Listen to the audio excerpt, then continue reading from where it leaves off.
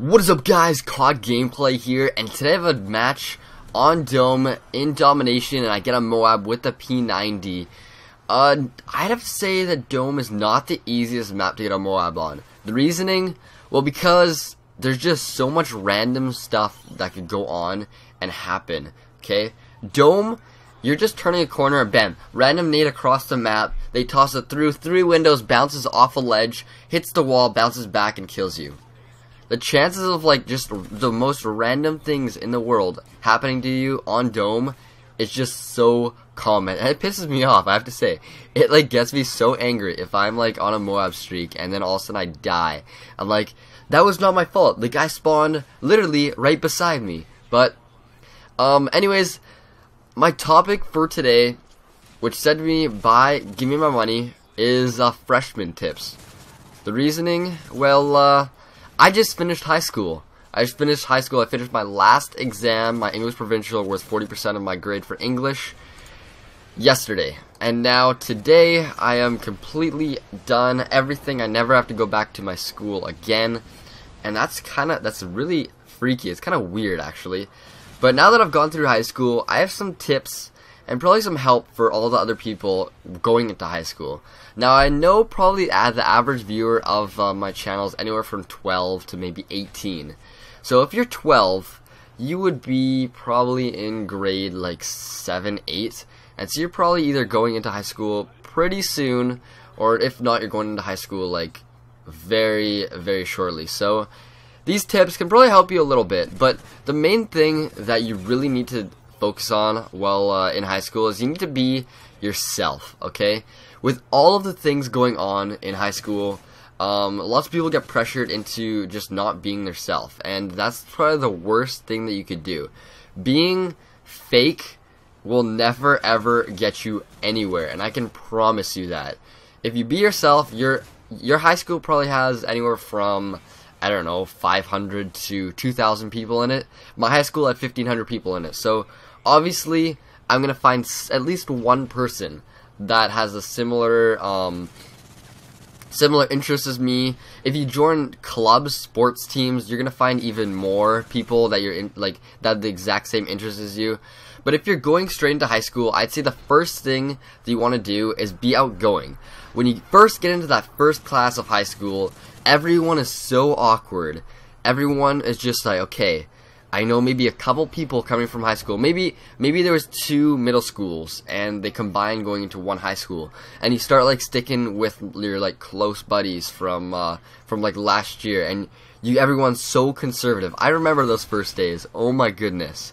And everyone's awkward, but you need to try your best to be outgoing, because if you're outgoing, that's like the best you can do.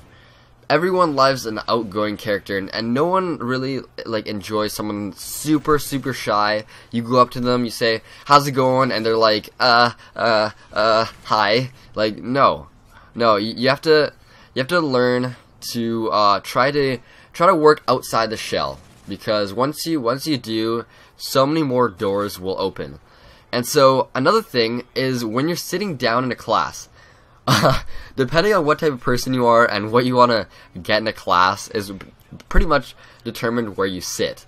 Me, I usually sat in the back of the class. So it's usually the front is like all the people that pay attention. They don't want anyone talking to them at all. The front of the class. Middle of the class is usually maybe people that couldn't get to the back of the class or couldn't get to the front of the class. Then the back of the class is everyone that just talks. They don't really care that much. Sometimes they do, but they just talk a lot, and they don't want the teacher to hear them as much, see them as much, so they sit in the back of the class. Me, depending on the class, is where I sat. Sometimes I was in the front of the class, sometimes I was in the back of the class. Most of the time, I was in the back. And looking back, probably the best thing that I could have done was sit in the very front, because in the very front, you never miss one thing. How many times do you take a test, and you're like, oh shit, I swear I have never learned this in my life. He never taught this, give me a break. After the test, you'd like ask the teacher, okay, this question, we never learned it. He's like, oh no, I explained it like for like a minute during a class. If you were paying attention, you would have known. And you're like, oh, fuck. That's awkward. And then you're just like, okay, well, at least it was only 1 mark. But you need to, when going to high school, another thing that you need to do is balance everything. So you're gonna have social life, you're gonna have academics, and then you're gonna have like sleep. Those are the 3 things you're gonna have to balance. And going to high school, you probably haven't learned to balance those things yet.